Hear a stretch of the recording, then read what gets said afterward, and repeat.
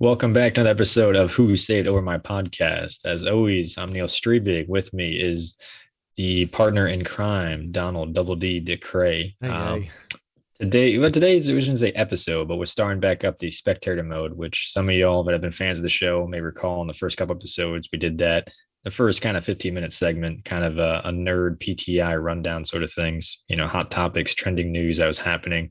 We gave quick, 30-second minute takes on each of the said topics. So what we're doing now is bringing you just Spectator Mode, and we'll have all topical episodes separate then too for you. So that'll be all on the Spotify, iTunes, and of course the YouTube page. So it'll be nice and easy for you guys. You want the trending news? Boom, listen to Spectator Mode. We're gonna deep dive, listen to one of the episodes.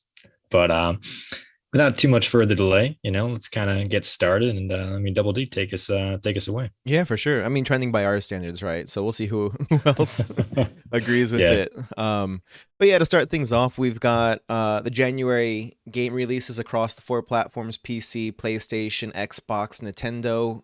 We're gonna see Rainbow Six Extraction coming across all of those platforms. PlayStation's also going to see Uncharted Legacy of Thieves Collection is getting remade, ported up. Nintendo Switch has Astroneer, which is a PC game coming to the Switch. Cricket 22, which I'm sure some people will be excited for. But Pokemon Legends Arceus is the big draw there, a new Pokemon game coming out, where PC is also going to see Monster Hunter Rise, Switch game getting ported to the PC. God of War, PlayStation game getting ported to the PC. Hometopia, Madison, and Expeditions Rome. But I gotta say, of these games, I'm by far most excited for God of War. Had a PlayStation. It was one of the first games I ever got. It was the original God of War back on PlayStation 2, I think it was. Mhm. Dude, it's been killing me that I haven't had a PlayStation just to play God of War titles.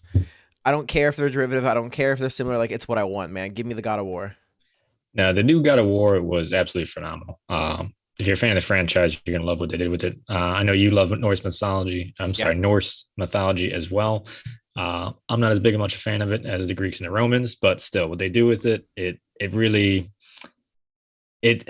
I'm playing through Last of Us now, and I will say it's such an emotional tie-in to God of War, and compared to the first kind of trilogy, it's not so much bloody violence, gratuitous. It's an emotional story in the new one. So I think you really enjoy it.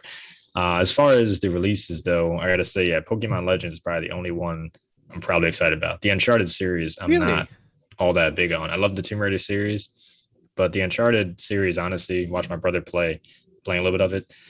It is kind of a linear game. I'm not like, all right, it's not too much kind of just hold your hand taking it through. It's more of a movie. I have more fun watching it than I do playing it compared to the Tomb Raider. So I'm not too big on that. But a new RPG for Pokemon to an open world kind of explore. I'm excited to see where it goes.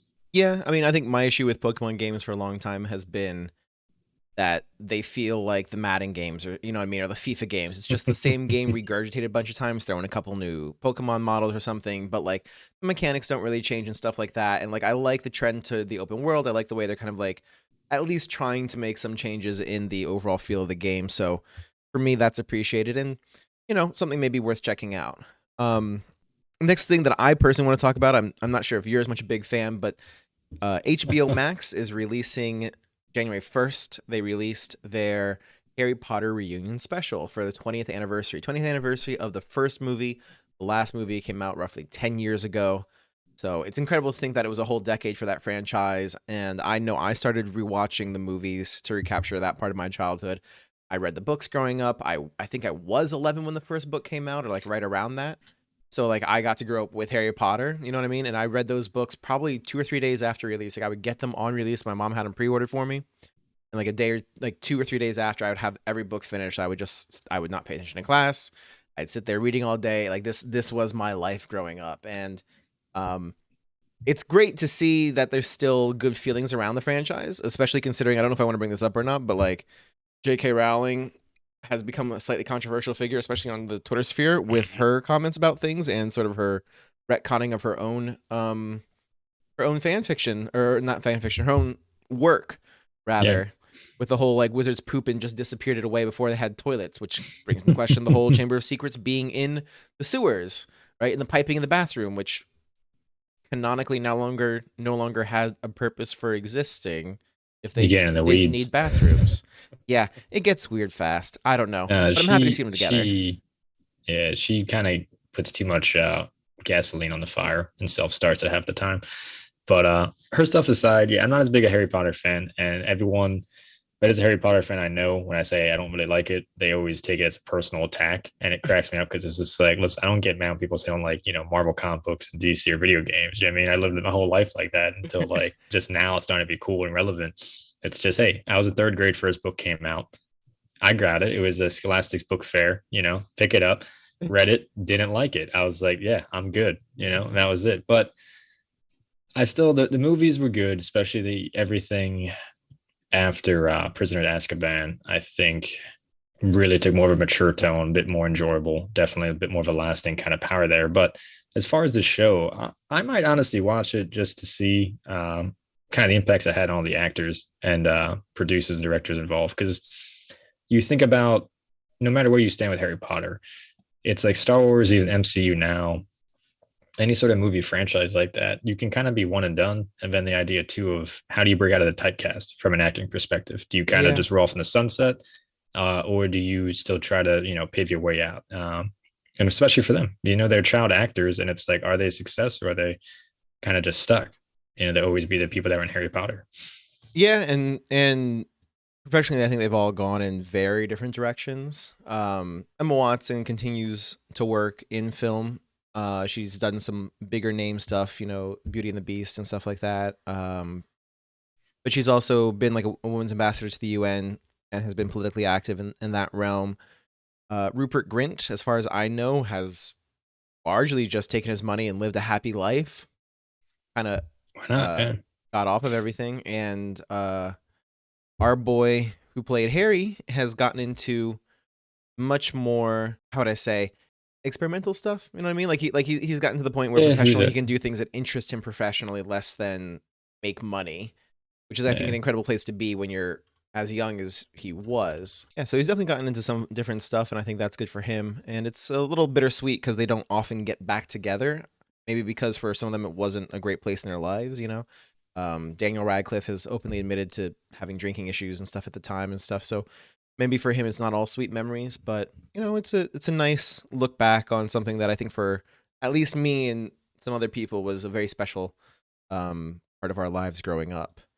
No, no, it should be interesting for fans like yourself, and also interested to see if Warner Brothers pulls any punches in too. As you said, if they touch on that, since it's that's their child, really. Yeah, I mean, my understanding is that J.K. Rowling was largely not included in the special. There was like a 2019 interview, some stuff in there, but like she was left out of a lot of this. So, granted, it's mostly looking at the films, but it does seem a little interesting that the creator is not really involved in the reunion stuff. So, I don't know. Tough to be her, maybe. And for me, I think the other thing that I've been following in the news recently is the controversy. I call it controversy surrounding Halo Infinite and their monetization. For those who don't know, the newest installment in the Halo franchise is free to play. And they make their money obviously off of like their battle pass, customization options. So it's stuff we've come to see in a lot of video games like this market for aesthetic stuff, fashion, and a lot of concerns about the grinds, the way the quests work for the battle pass, basically saying it's too predatory, pushing people too much to spending real money, and the price of the fashion accessories being really off and very expensive in a lot of cases. But again, a lot of this is kind of like, what will people accept and put up with, because they still have players, their numbers have been dropping, but like if it makes them money, they're going to keep doing it. So I guess we'll have to see what happens with Halo Infinite. But it also brings up the other issue, which maybe someday we'll do an actual episode about, of NFTs, non-fungible tokens, and purchasing digital content that way. A different approach to these online stores and selling in-game content through NFTs. It's a slippery slope with NFTs for sure, but with Halo Infinite, my brother-in-law, he's got the Xbox One, so I actually have played it. He got the Really? beta, was going through, and yeah, I mean, I don't have it. I've never been really big Halo fan, so Oof. I can't say I've stuck with the franchise. And also part of that is not having an Xbox originally, and moving back and forth between PS4 and Xbox. But Mm. playing it, great game. I mean, Halo is definitely its own kind of shooter. You love it for different reasons. It's kind of more, in my opinion, find the best gun, know the maps more so than you can kind of just run and gun and right from jump really dominate a game. But as far as the battle pass and microtransactions, I noticed for sure the progress in the battle pass is insane. I had a couple of games where I went 15-4, and it's like I barely went up in the battle pass. And you know, uh, One of Call the of Duty, I think concerns. you level up way too quick to where I could have a 10-10 game. I'm going up like 5 levels, which is crazy, and I got a bunch of stuff coming at me, so I can't even keep up with stuff in between lobbies of what I have and don't have. And then complete opposite with Halo, it's just like how no matter how good you do, it's like you move up just these small incrementals. And I think then what Yeah. that does, it does break you down to where it's just like, yeah, do I really have time to grind this, or do I just spend, 5-10 bucks to just get the gear? And there's got to be a better way to do it. And I do get Yeah. the free to play. They got to make their money somehow. But again, it's kind of just the levels. It's just like this is a bit too much. No, I definitely think we need another discussion to deeper dive of the NFTs and kind of microtransactions in games. Because I was going to say, like, even with Overwatch, Winter Wonderland, I've had that thought of myself of I've opened up 15 Winter Wonderland boxes. I have 5 Hanzo skins and I haven't gotten a single new Winter Wonderland skin. I got 2 Reaper skins in there, but none of the characters I actually play. And it's just like, do I want to just spend money so I can get like the Diva skin, or just spend money and just keep randomly opening up Hmm. Winter Wonderland boxes? But again, I haven't, because it's like, no, there's no point. It doesn't. Do I really need that skin that bad? No, I don't. But I know there's a lot of gamers out there though that they do. They truly love these games and they want those skins. So it's a conflict. It takes you away from enjoying the game. Yeah, and I think one of the things is game companies in general have a very good understanding of what brings people in, what creates addictive habits, spending habits, especially and stuff like that. And they're exploiting psychology to their advantage. And I think it is at least borderline, if not completely predatory in certain circumstances. I'm not going to say every game, and I'm not going to say the model inherently is predatory, but it's definitely like taking advantage of our natural like reward system and feedback system on these things, like leveling up, unlocking different things, and that need for recognition and showing off, kind of like the prestige skins and stuff like that from like Overwatch, the gold guns and stuff, to show our mastery or our dedication to our characters or our games. So I don't know, mixed feelings. You've touched on, I think, some of the biggest complaints in terms of it doesn't matter how well you do, performance doesn't factor in the battle pass. You get a flat amount of XP for each game played, so people are just happy to throw games and get it over with fast because it's actually more effective than fighting and battling a game for a long amount of time. Um, so the quests are really what you got to do, and a lot of those are issues. And then, not to mention, a lot of fans were also disappointed, for example, lack of Slayer playlists and stuff like that. So they felt like they're getting an Yeah. unfinished game.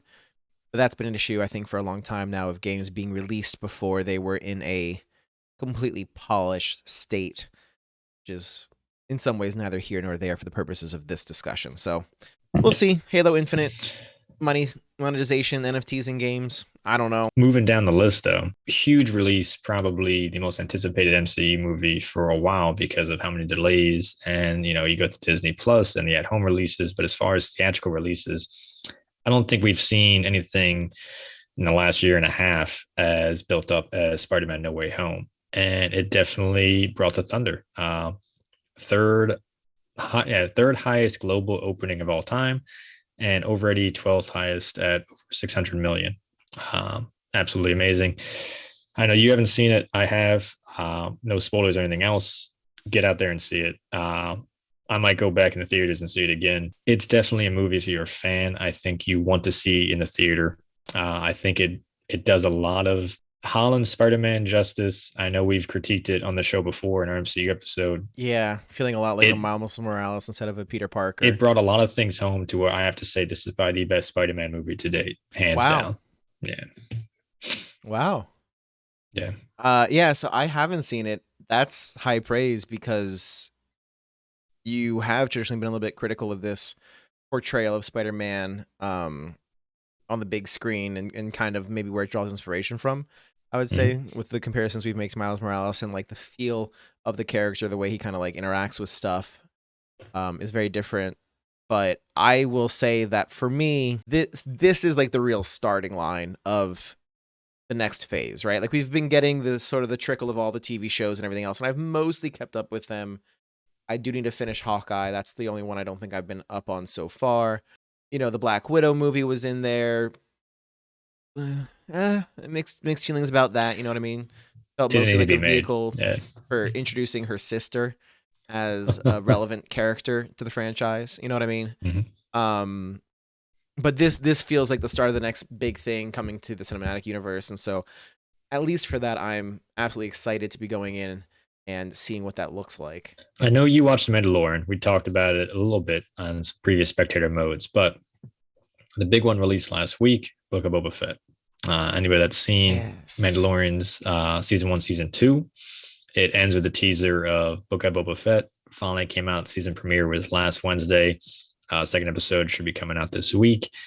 I know you haven't watched it yet either. Another one that I'm ahead of you on, but hell of an opening. I think there's a lot of hype just to see the character of Boba Fett and kind of see the story of how did he survive, what's been going on. And honestly, for a character that really is only in the original trilogy for honestly all of maybe 15 minutes total screen time and got his debut at the horrible Star Wars Christmas special, which is awful. If you ever just YouTube it and want to just like die laughing or maybe just the actors still make fun of that. I'm it's that's when Boba Fett got his first appearance, was that special, which is a little known fact. Yeah. Mark Hamill still like posts jokes about that. Apparently, I have never seen it, but I've heard it's that bad. It's awful. I do think it sets up the character, and the first premiere doesn't answer all the questions. It's honestly a great teaser from Disney Plus shows so far, especially on the MCU side. I feel like a lot of them haven't had a really good opening episode. It benefited from the 2-episode kind of releases like Hawkeye did, get you hooked in more in the second episode. With this, great premiere. I'm pretty like, okay, I'm going to watch this week in and week out. I'm not going to get behind on it. But again, I also love Boba Fett.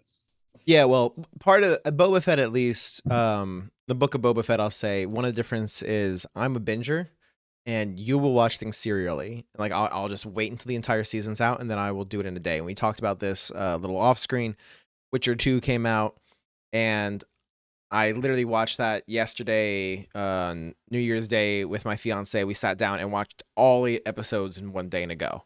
Like, that was our day, and that's my preferred method for consuming media. I don't like the sort of like delay in between, and then you get the flashbacks of like, hey, do you remember that this thing happened, or like this thing was important, or like da da da da da. I'd rather just sit through a 10-hour long movie, I guess. I don't know. That's just me.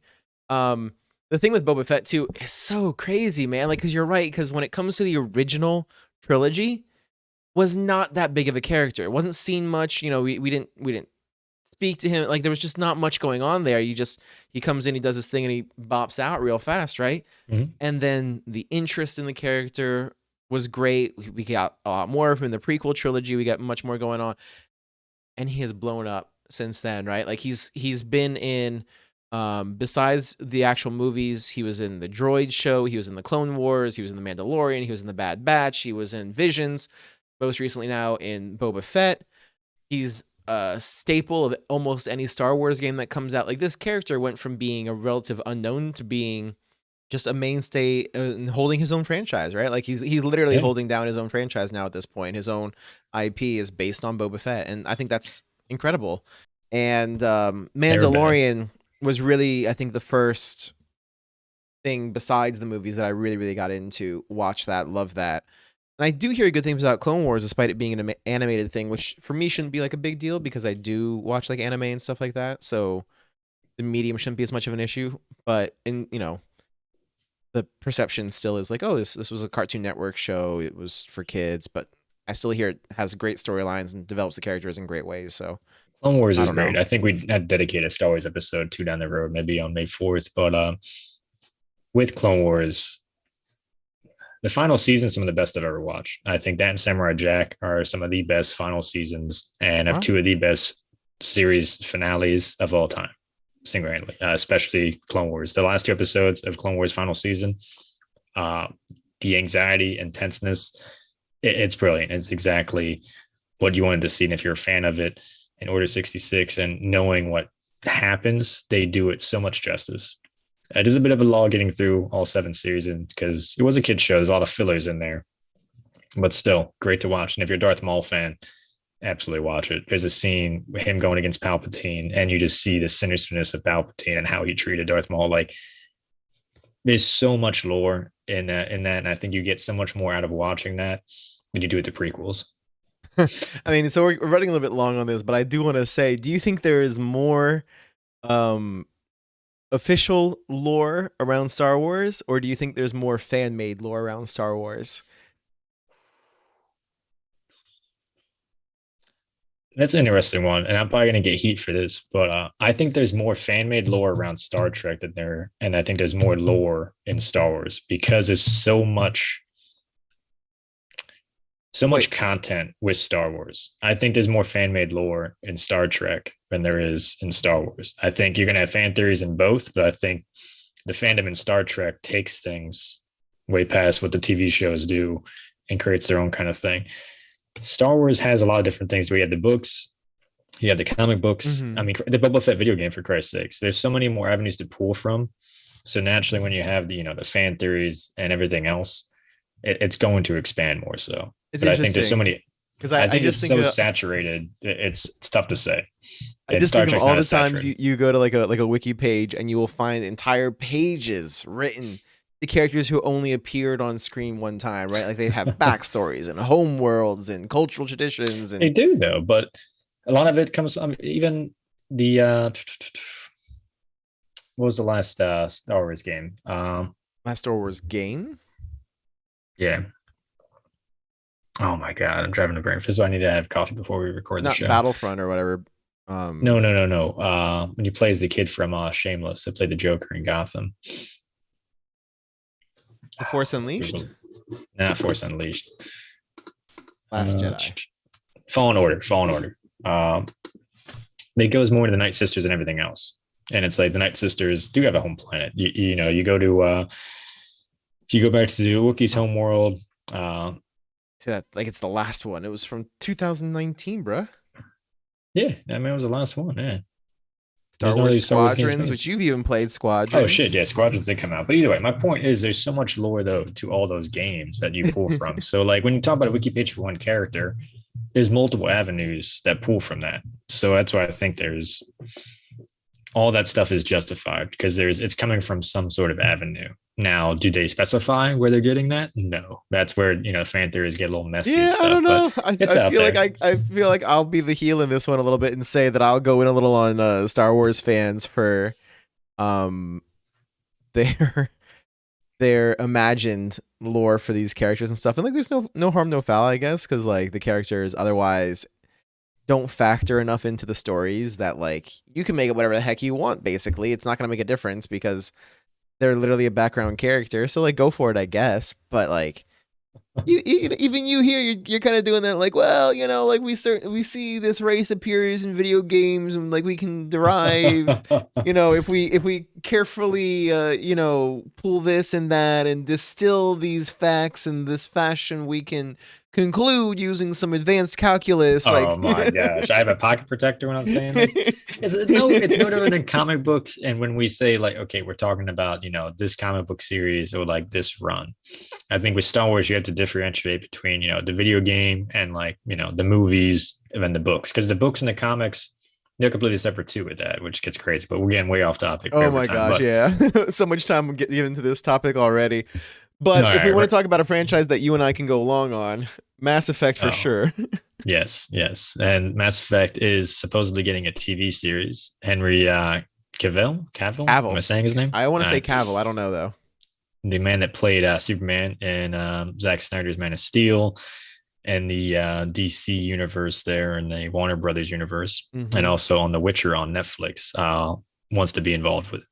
Which I know you said before we were recording, like he kind of has, handpick whatever show he kind of wants to be a part of as far as the sci-fi universe goes. But I know we talked about Mass Effect extensively on our episode, which we haven't listened to. Give it a click over and listen to it. I think it's a show that benefits from being a TV series. I don't think you could encapsulate all the characters, the narratives, and the lore of the Mass Effect universe in a movie, maybe not even a trilogy. I think there's going to be a lot of gaps. I think a TV series allows you, one, to fully tell that story, and then also allow the spinoffs and the characters to get their due with their own spinoff shows. or kind of one-off movies, whatever else it may be. I'm curious though to see where they pick it up. I'd like to see kind of a first contact wars personally. If it was, the Taurians and the humans finally find the mass relay, and then they fight the Taurians, and then they kind of find out about the Citadel and the Council a bit at the tail end of the show. I think that'd be kind of cool. But either way, super excited to see where they go with it. I mean, I am too, and I didn't even realize until researching for this that there was a Mass Effect TV series done. 2013 to 2015, it ran on NBC. Wasn't even aware, so that might speak to how well done or not it was. Ran on NBC, like live action. Aired on ABC. It says here, ABC, not NBC. Yeah, I don't know. I have to look into it more because this was one of those things. You brought the Amazon is looking at doing the Mass Effect series. You brought that to my attention, and so started looking into this for the article. And ABC had something that ran from 2013 to 2015. So I guess there were like 3 seasons, I want to say. Yeah, 3 seasons officially of it. So I don't know. It is some live action and stuff like that. So I'm going to definitely go look at that for a point of comparison. Henry Cavill at this point, I think, has real nerd cred. You know what I mean? Like, he's appeared in, you mentioned Witcher, you mentioned DC. There was love of him for building his PC that he posted online and stuff when he was like, oh yeah, I'm a PC guy, I build my own PCs. There's that interview clip that floats around of Xbox or PlayStation. He's like, oh, PC, right? Like, he fucking, scoffs at it. And his nerd cred is just so fucking high right now.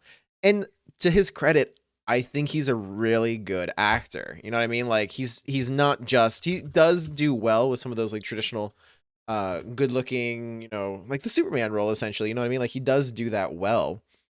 At the same time, I'm thinking like The Man from U.N.C.L.E., for example, was a more complex dramatic role. I think he did very well and stuff like that. And also even graphic novel. Yeah. So, he's done well in I think a lot of mediums, and I would trust him if he came to the Mass Effect franchise, the TV series. I think he would do well in that in some way. I think he's one of the actors too. We've seen some of it with dudes that did the Punisher with Netflix, but overall there's still a lot of actors that don't look at the character source material. And I think Henry Cavill is one of those guys that understands the assignment and is already a fan and understands, what needs to happen. So I think even during filming, direction, whatever else, I think he's pretty well involved with it, or signs up for a project that, understands it already. So he can jump into it and knows it's going to be executed well. So yeah. I think if he's involved with it, it would bode well, 100%. Yeah, and at least like with the Witcher stuff, for example, is a recent example of him. He knew it from the games. He did not know the books. When he got the part, thrilled with it as he was, he read the books. And then, Netflix is going and building almost its own Witcher universe now with all the assorted backstories and movies and behind the scenes and prequels and spin-offs and shit going on. And it's been said consistently that Cavill's right there providing feedback. He's trying to work in little quotes and references to the different media, the games, the books and stuff like that to really enrich the story and provide a better interpretation of the character. And, that's the type of thing what you're talking about. Makes me feel good about having him on a franchise, knowing that he's going to do the work. He's not just in it for the money. He's there to do as good as he can a portrayal of those characters and do them justice, and he'll do his homework to do it. And I think not every actor has that side of things down per se, like great actors maybe, but knowing the source material, especially when we're seeing in this day and age, comics and books and stuff are getting made into movies all the time. I don't know how many actors dedicate themselves to consuming that source material. So props to Henry Cavill for it for sure. Big time. But no, I mean, that's the rundown. That's Spectator Mode thing. Yeah, the rundown. This is Spectator Mode. Yeah, I know. Well, I'm saying the rundown is Spectator Mode, but no, that's the topics for now. What we're going to be doing then, guys, is giving you kind of Spectator Mode on a weekly basis. So once we kind of fine tune that and have set times, basically, be X day, X time, new episode. Boom. And of course, any topics too that we haven't covered, you think, deserves to be quickly talked about, drop a line in the comments. let us know. Yeah, As so we always, can just guys. completely ignore you as we do whatever we want. That's very true too. So we rule with an iron fist. So, but no, give the Mass Effect episode a listen to all the fans out there if you haven't already. And as always, guys, thanks for listening. Thanks for supporting.